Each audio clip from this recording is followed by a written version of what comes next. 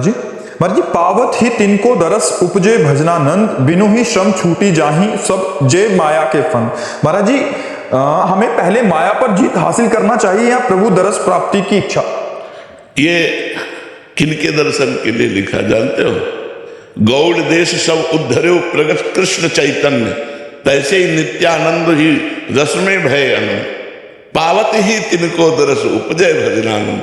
महाप्रभु श्री कृष्ण चैतन्य देव जी के लिए लिखा है कि उनके दर्शन मात्र से कृष्ण कृष्ण कृष्ण कृष्ण कृष्ण भजन की उमंग आ जाती थी, उनके दर्शन मात्र से माया के फंद नष्ट हो जाते थे। तो ये महाप्रभु चैतन्य देव के दर्शन के लिए लिखा है, ये ऐसा नहीं लिखा कि कोई सिद्धांत में लिखा हो, ये उनकी महिमा लिखी हुई है। गौड़ देश सब उद्धर्यो प्रगट कृष्ण चैतन्य, तैसे ही नित्यानंद हो रसमय भयन, पावत ही तिनको दरस उपजय भजनानंद, बिन ही श्रम छुट जाए सब जे माया के फन। बिना प्रयास के माया के मलों का नाश होकर के भजनानंद प्रकाशित हो जाता था महाप्रभु चैतन्य देव के दर्शन मात्र से। वो तो श्री कृष्ण प्रेम का मूर्तिमान अवतार है, प्रिया प्रीतम का मिलित रूप है, उनके दर्शन से ऐसा होना कोई आश्चर्य की बात नहीं थी। तो आप क्या प्रश्न करना चाहते हो? हमने साधक हमारी वृत्ति बहुत गलत रहती है, तो आपकी कृपा से मतलब जो भी हो पाए बस आपकी कृपा से।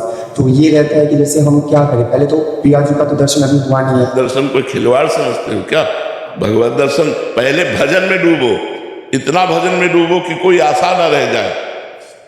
आशा जब तक है तब, अन्य आशा जब तक है तब तक भगवत साक्षात्कार स्वप्न में भी नहीं हो सकता। भगवत साक्षात्कार कोई खिलवाड़ है जब समस्त आशाएं और कामनाओं का नाश हो जाता है और एकमात्र लक्ष्य बन जाता है भगवान, और जिया न जाए, तब भगवान के दर्शन होते हैं। तो हमारा लक्ष्य दर्शन नहीं, हमारा लक्ष्य भजन होना चाहिए।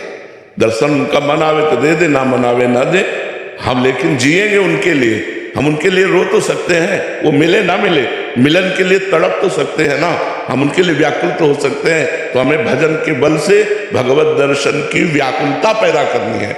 हमें एक भी मिनट भजन से बिलग नहीं रहना, ये हमें नियम लेना है। गंदे आचरण कितना भी हमको जलाए मन, हम गंदा आचरण नहीं करेंगे, हम सहेंगे। इस मार्ग में सहनशील ही आगे निकल पाता है, नहीं तो मन का जब आकर्षण विषयों का होता है तो अच्छे अच्छे घुटने टेक देते हैं, अच्छे अच्छे। जब कोई सहनशील राधा राधा राधा बड़ी से बड़ी पीड़ा को हंस के मुस्कुरा के सह ले, वो भगवत मार्ग में चल सकता है। इसलिए खूब नाम जप करो, पहले हृदय को मजबूत करो।